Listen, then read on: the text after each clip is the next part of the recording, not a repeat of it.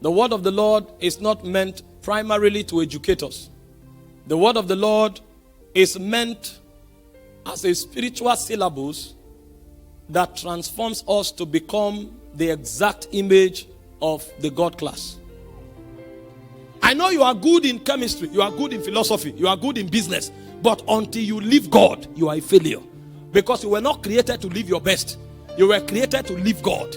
And so when a man enters his element, what you see are the dimensions of Abba. It's impossible to recognize a man after the order of man. When you recognize a man in his true reality, he will be seen after an order of the God dimension. So when we are doing the ministry of the word, the goal is not to write principles. The goal is not to read, and the goal is not to cram. When you enter the ministry of the word, what happens is that the heritage of the first is unlocked to you. And then the perspective that is consistent with your original ordination begins to find expression.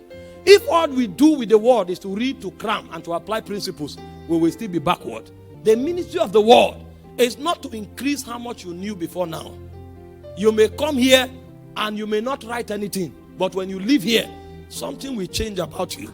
Because when you interact with the ministry of the word, the protocol that was activated in Eden will be activated again. When a man is given to the ministry of the word, it's important for him to have understanding of what the parameters to look out for are. Because if he doesn't know, he will reduce the potency of this ministry to a mundane thing.